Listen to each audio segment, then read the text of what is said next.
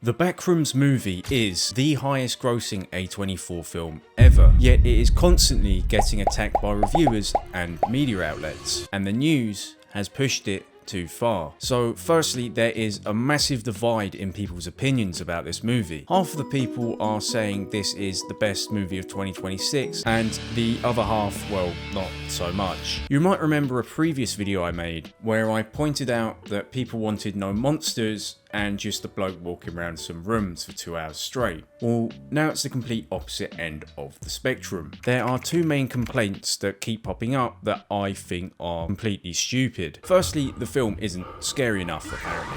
Then secondly, that nothing ever happens. Both of these complaints seem to completely miss the point of the movie. The Backrooms is a psychological horror about a liminal space with underlying themes of mental health. It uses slow burn and tension to create unease within you the same way that analog and liminal horror would. It's not just a cheap scare.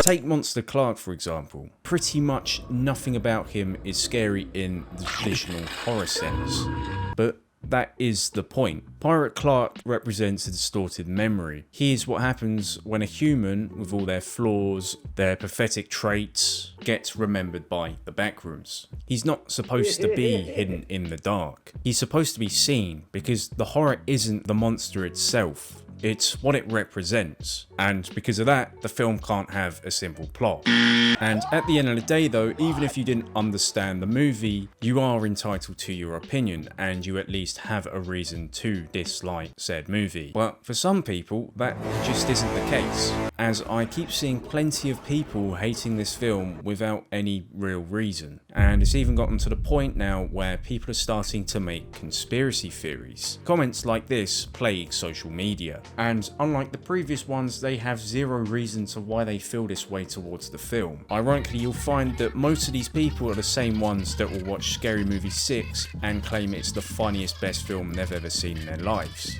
So you generally start to think, is the hatred just because Kane is 20 or now 21? But of course, there is no direct evidence of people doing this, right?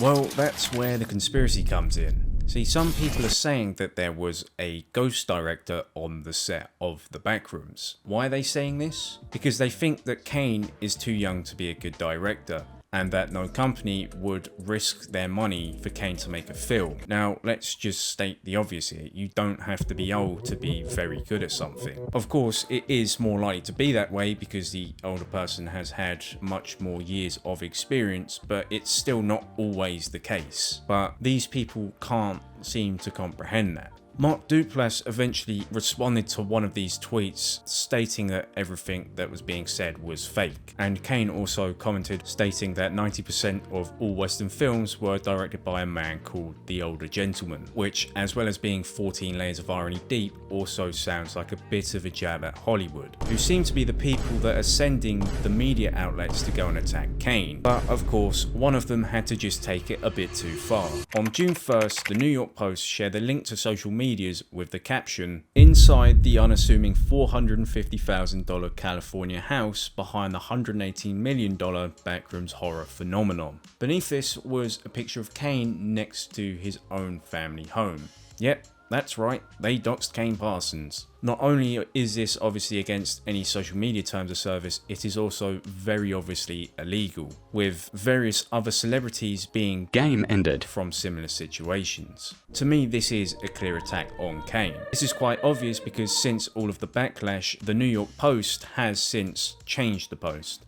Not deleted, changed. To which it now mocks Kane for still living with his parents at age 20, which might be one of the most out of touch things I've ever heard. But then, of course, just to be safe, they've put, "It's unclear if he remains at the home," as if that fixes anything. And I do really think a lot of these attacks could be traced back to Hollywood. Hollywood is well known for not liking it when people find their own way to the top without going through their fiery pit of corruption and dodgy people. And it's now been said that Hollywood is apparently scouting Reddit to steal other people's horror ideas, almost as if they're fighting back without actually knowing why Kane was hired and why the Backrooms as a movie worked. I personally think that the Backrooms was a great great movie, even if some of it took a little while for me to understand and a few bits I still do question.